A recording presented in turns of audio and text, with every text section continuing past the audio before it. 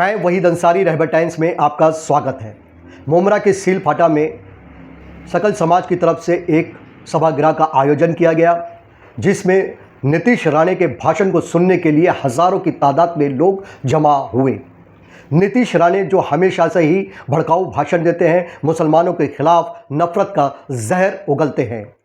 Seal फाटा पर भी उन्होंने अपनी 45 मिनट की तकरीर में सिर्फ और सिर्फ मुसलमानों को लताड़ा, मुसलमानों के खिलाफ भड़काऊ भाषण देते रहे। कभी टोपी दाढ़ी को लेकर लताड़ा मुसलमानों को, कभी मस्जिद के बाहर सड़कों पर नमाज पढ़ने को लेकर, कभी मदरसों को बंद कराने की बात करते नजर आए। से लव जिहाद को लेकर उन्होंने बहुत कुछ कहा और हिंदुओं को किसी भी चीज़ से डरने की ज़रूरत नहीं है, इस तरह के शब्द इस्तेमाल करते नजर आए। मुसलमानों के खिलाफ खुलकर उन्होंने भड़काऊ भाषण दिया, लेकिन इस पूरे 45 मिनट के भाषण में कहीं भी महंगाई, बेरोज़गारी और शिक्षा की बात नहीं की, जबकि हमारे देश के हालात ऐसे हैं कि देश की जनता परेशान है। महंगाई जो है चरम सीमा पर है, पेट्रोल के भाव बढ़ रहे हैं और कुछ ही दिनों में हालात जो है बद से बदतर हो जाएंगे और देश की जनता जो है सिलेंडर के लिए चिलचिलाती धूप में लंबी लंबी कतारों में खड़ी है। गांव देहात में मिट्टी के चूल्हे बनाकर लकड़ियों से खाना बनाने पर मजबूर है, लेकिन नीतीश राणे जो है इस तरह से मुसलमानों के खिलाफ भड़काऊ भाषण देते नजर आए। बीजेपी का नारा है कि सबका साथ सबका विकास, फिर नीतीश राणे क्यों मुसलमानों के खिलाफ आगजनी करते हैं, नफरत का जहर उगलते हैं और बीजेपी पार्टी जो है उन पर लगाम क्यों नहीं कसती, ये एक बड़ा सवाल। और उससे भी बड़ा सवाल ये है कि सभा में पुलिस का बड़ा बंदोबस्त रहा, बड़े बड़े अधिकारी वहाँ पर मौजूद थे और उन्हीं पुलिस अधिकारियों के सामने जो है मुसलमानों के खिलाफ भड़काऊ भाषण देते रहे नीतीश राणे 45 मिनट तक, लेकिन पुलिस ने किसी भी तरह का इन पर कोई प्रतिबंध नहीं लगाया। अगर इसी तरह का भाषण किसी मुसलमान ने दिया होता तो पुलिस खुद आगे बढ़कर एफआईआर करती और ऐसे व्यक्ति को गिरफ्तार करके जेल की सलाखों में डाल देती। लेकिन जिस तरीके से खुलेआम नीतीश राणे जो है मुसलमानों के खिलाफ आगजनी करते हैं, जहर उगलते हैं, अपने हर भाषण में मुसलमानों के खिलाफ भड़काऊ भाषण देते हैं, लेकिन इन पर किसी तरह की ना तो पुलिस कार्रवाई करती है और ना ही बीजेपी पार्टी इन पर लगाम कसने का काम करती है। नीतीश राणे ने अपने भाषण में क्या कुछ कहा है, देखिए हमारी इस खबर में। हर तरह की खबरों के लिए देखते रहें रहबर टाइम्स। हे आमच्या हिंदू राष्ट्रामधले ही मुमरा देवी आहे, मुमरा देवी आणि म्हणून आम्हाला इथे सभा घेणं, आमच्या भगवादारी मुमरामध्ये जाऊन आमच्या या हिंदू भूमीवर छत्रपती शिवाजी महाराजांचा जयघोष करणं, यासाठी आम्हाला कोणाची परवानगीची गरज नाही। ज्या हिंदवी स्वराज्याची स्थापना आमच्या छत्रपती शिवाजी महाराजांनी केली, छत्रपती शिवाजी महाराज जसा अगोदर आमच्या मान्यवरांनी उल्लेख केला, हिंदवी स्वराज्याचे संस्थापक ज्यांना ब्रिटिशांनी त्यांच्या नावाचा उल्लेख करत असताना हिंदू सेनापती म्हणून केलेला, हिंदू सेनापती। त्यांना कोणी काही सेक्युलर राजा म्हटलं नाही, ही इस्लाम विरोधात होती। स्वराज्याची लढाई ही हिंदू विरुद्ध मुसलमान होती, हे आपल्याला स्पष्ट सर्वात पहिले समजून घेतलं पाहिजे। जे आम्हा लोकांना सल्ले देतात तसा सगळा इतिहास त्यांनीच वाचलाय, आम्ही तेव्हा गोट्या खेळत होतो। बस म्हणे छत्रपती शिवाजी महाराजांच्या सैन्यामध्ये मुसलमान सैनिक होते, काय कोणाच्या पाकिस्तान मधला अब्बा मोजायला गेला होता काय? हा जो औरंगी आहे, जो टिप्या आहे, ज्याची हे लोक चाटतात, तो काय करत होता औरंगी? नेमका काय आहे त्याचा इतिहास? किती मंदिर आणि मूर्त्या त्यांनी तोडल्या? हे जे काय आज तुमच्या आजूबाजूला चालू आहे, हे औरंग्याचे पिल्लावळ आहेत, हे टिप्याचे पिल्लावळ आहेत, जे ह्या मातीशी गद्दारी करून, या हिंदू राष्ट्राशी गद्दारी करून त्या औरंग्याला परत जिवंत करण्याचा प्रयत्न करतायत। हे तुम्ही हिंदू समाज म्हणून तुम्ही लोकांनी ओळखलं पाहिजे। काय एकत्र आलो पाहिजे आपण. का आम्ही इकडे तुमच्यासाठी लढायला आलोय? ताके त्या मुंब्राच्या कानोकोपऱ्यामध्ये बसलेले ज्या ज्या मस्जिदीतून माझं हे भाषण ऐकताय त्यांना कळून दे, ये तुम्हारा अब्बा का पाकिस्तान नहीं है, ये मेरे छत्रपति शिवाजी महाराज का हिंदू राष्ट्र है. ये लिख के रखो और हर शुक्रवार को अपने लोगों को बताओ हर शुक्रवार को. अगर भूलने की आदत होगी तो हर शुक्रवार को मैं तुम्हारे पास 5 वक्त आने को तैयार हूं. हे जे मदरसे आहेत, या मदरसेमधून बसून हे लोकांना शिकवतात, त्यांना काही शिक्षण देत नाहीत, डॉक्टर आणि इंजिनियर बनवत नाहीत. त्या मदरसामध्ये बसून फक्त आतंकवादी घडवले जातात आणि म्हणून यांच्या थोबड्यातून हे सगळे विचार बाहेर येतात. म्हणून त्याला वाटतं की इसको हरा कर देंगे.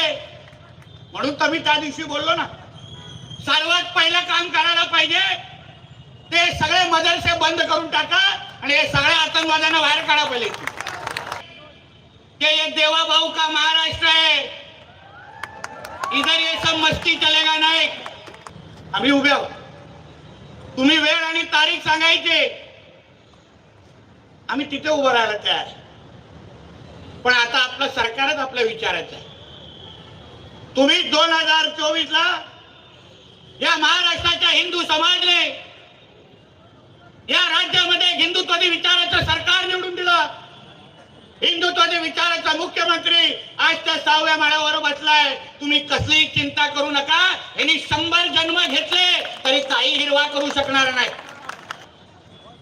आमच्या त्या पोलिसांच्या दांड्यांना काय कमी जमवला काय? आता बरं आमच्या हिंदू बहिणींकडे कोणी वाकडे नाही जाईन बघा. कोण शाहरुख खान, आमिर खान येऊन दे, दाखवतो त्याला. 7 वर्ष अशी जेलची हवा दाखल ना, साबण पण उचलायला जमणार नाही. समजून घ्या काय बोलतो. आणि तुम्हाला एक विनंती करतो मी सगळ्यांना, तुम्ही जरा आता तुम्ही कशा घरात कुत्रे पाळता आहे की नाही, पाळीव कुत्रे पाळता की नाही, जरा पाळीव डुकरं पाळायला सुरू करा. बघा विनंती करा आमच्यातल्या कोण जरा राज्य सरकारकडे विनंती करा की वरहाला पाळीव प्राणीचा जरा दर्जा द्या. प्रत्येकाने आपल्या घराघरा बाहेर ठेवा. बघा हे हिरवे साप जवळ पण वळवळणार नाही. 2-3 तासात बघा कसं मुंब्रा देवी खाली होऊन जात. इथे तुम्हाला इथे राहायचं असेल तर तुम्हाला या देशाला आपला पहिला देश मानायला लागेल. तुम्हाला डॉक्टर बाबासाहेब आंबेडकरांचं संविधान मानायला लागेल. इथे तुमचा पाकिस्तानचा शरिया कानून आणू शकणार नाही तुम्ही. एक लक्षात घ्या. शरिया कानूनची एवढीच चाटायची आहे ना तर निघून जाय सगळ्या पाकिस्तानमध्ये. तुमची तशी पण इथे गरज नाही आम्हा लोकांना. आमच्या काही मिरवणुका रस्त्यावर निघाल्या, गणेश चतुर्थीचं मंडप लागलं तर लगेच तक्रारी करतात. पण हे लोकांना रस्त्यावर बसून यांच्या सिलेंडर वरती करायचे तेव्हा कोण काय बोलत नाही. एवढ्या मस्जिदी मग कशाला बनवून ठेवलंय? सगळ्यात थोडी अधिकृत आहे, अनधिकृत पण आहेत. म्हणून तर बुलडोझरची ऑइलिंग चालते ना आमची. पण तुम्हाला अगर तुमच्या मस्जिदीमध्ये एवढ्या तुम्हाला नमाज पडण्यासाठी दिलाय, मग तुम्ही रस्त्यावर कशाला करा? आमचा मुद्दाच एवढा आहे. संघर्ष होणार नाही. तुम्ही अगर या देशामध्ये राहून डॉक्टर बाबासाहेब आंबेडकरांचं संविधान पाळाल, आमच्या बरोबर उभं राहून वंदे मातरम म्हणाल, आमच्या तिरंग्याला तुम्ही तुमचा तिरंगा म्हणाल, तुम्हाला इथे काही होणार नाही. या जबाबदारीने मी तुम्हाला सांगतो. तुम्ही विचार करा थोडा. यांची इथे एवढी वळवळ आपण सहन करतो, यांची एवढी नाटकं इथे सहन करतो. पाकिस्तान आणि बांगलादेश मधल्या हिंदूंना हिंदू दिसेल तर जाळून मारतात. विचार, ठेचून ठेचून मारतात. तिथे जीवन, तुम्ही अगर हिंदू असाल तर तुम्हाला जिवंत राहण्याचा अधिकार नाही आहे. या तर तुम्ही धर्मांतर व्हा, या तर तुम्हाला मारून टाकणार, असा स्पष्ट नियम पाकिस्तान आणि बांगलादेशमध्ये. आम्ही तर काय लाड करतो यांचे. आता त्या लाडली बहिणामध्ये बघा केवढे आहेत. इथे एकाच्या घरामध्ये एक नसतो. हे आमचे आमचे एक, हम दो हमारे दो आहे, हे हम दो हमारे 200 आहे. आणि त्याच्यामध्ये पण 2 असतात. कोण कोणाचा अब्बा हेच कळत नाही. घरात टोकन नंबर देत असतील. अरे वो 12 किसका है, वो 30 वाला उधर खड़ा है, वो किसका है बाबा, लेके जाओ इसको, असं बोलत असतील. एका बाजूला मोदींना शिवाय घालणार, मोदी साहेबांच्या विरोधात बोलणार, पण मोदी साहेबांच्या आणि फडणवीस साहेबांच्या प्रत्येक योजनाचा लाभ घेण्यासाठी हे पहिले पुढे रांगेत उभे राहतात.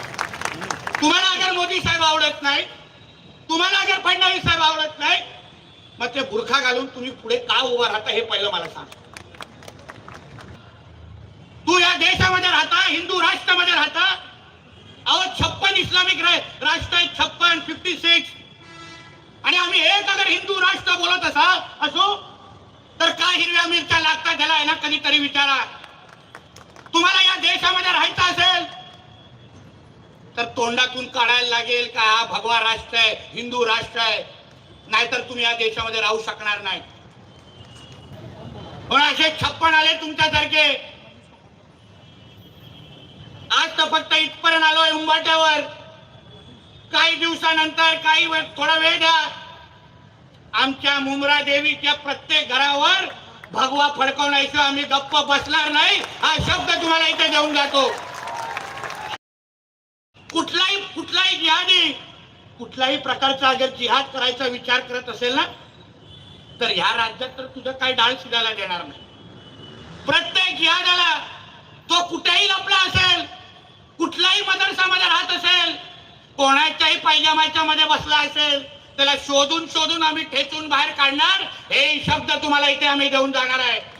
एका जिहादाला आणि बांगलादेश आणि रोहिंग्याला जे अनधिकृत पद्धतीने इथे राहतात आणि त्याला वाटतं इथे हिंदूंची जनसंख्या कमी करायची आहे, तुम्ही यांचा मनसुबे पहिले समजून घ्या. तुमच्या हिंदू राष्ट्रामध्ये उभे राहा. जे मुंब्रा देवीमध्ये राहणारा प्रत्येक हिंदू जो माझं हे भाषण ऐकतोय, तुम्ही कसलीही चिंता करू नका. आम्ही सगळेजण तुमच्यासाठी मंत्रालयामध्ये बसतो, एक लक्षात घेऊन मुंब्रामध्ये छाती ताण पद्धतीने फिरा. कोणी तुमच्याकडे धर्मांतर करायला कोणी आलं, फक्त मला एक त्याला फोन लावून द्या, संपर्क करून द्या, त्याला दाखवतो कसं परत तो जातो दाखव. आणि म्हणून या निमित्ताने परत एकदा आमच्या इकडच्या हिंदू समाजाचं, आमचा पाटील असेल आणि त्याचे सगळेच सहकारी, संदीप पाटील त्याचे सगळेच सहकारी, आमच्या हिंदू जागरणच्या सर्व सहकाऱ्यांना मी मनापासून तुमचं अभिनंदन करतो की तुम्ही ज्या पद्धतीने ते वातावरण भगवमय तयार केलंय, हे आता सुरुवात आहे. ही सुरुवात जोपर्यंत मुंब्रा देवीच्या प्रत्येक घरावर आपण भगवा झेंडा लढवत नाही, तोपर्यंत आपण आता स्वस्थ बसायचं नाही, हाही शब्द तुम्हाला या निमित्ताने केले. आणि मुलींना आणि महाराजांना सांगितलं, चिंता करू नका, आम्ही इस्लामपूरचं पण ईश्वरपूर करून दाखवलं, म्हणून मुंब्राचं पण मुंब्रा देवी करून दाखवणार, हा शब्द तुम्हाला मी इथे देऊन जाणार आहे. कोणी आम्हाला थांबवू शकत नाही. तो जितुदीन बितुदीन तर आम्ही नाश्त्यासाठी खातो, काय चिंता करू, काय चिंता करू. त्याला बघितलं ना सभागृहामध्ये माफी मागायला लागली, आणि बरं झालं फक्त सभागृहामध्येच भेटलं. आणि अजून बरं झालं की मी मंत्री आहे, नाही तर परत घरी गेला नसता. कारण का छत्रपती शिवाजी महाराजांचा विषय, छत्रपती शिवाजी महाराज आमचा बाप एक लक्षात घ्या. आमच्या बापाकडे वाकड्या नजरेने बघाल तर परत डोळे ठिकाणावर ठेवणार नाही, हे तुम्हाला सांगून जातो. तुम्हाला इथे औरंगजेब आणि टिप्याची चाटायची असेल तर निघून जा तुमच्या पाकिस्तानमध्ये, तुमची इथे कोणाचीच काही गरज नाही. आणि म्हणून हिमतीने तुम्हाला सांगायला आलोय, कसली चिंता करू नका. हा हिंदू राष्ट्र, हा आमचा महाराष्ट्र, हा आमचा मुंब्रा, ही आमची मुंब्रा देवी, ही तुमच्या इकडच्या हिंदू समाजाची आहे. तुम्ही अभिमानाने आणि छाती ठोक पद्धतीने इथे फिरा. आम्ही सगळेचे सगळेजण तुमच्या बरोबर आहोत, हाच विश्वास तुम्हाला मी आजच्या निमित्ताने देणार आहे आणि इथेच थांबणार आहे. आता माझ्यासाठी खिशातला फक्त मोबाईल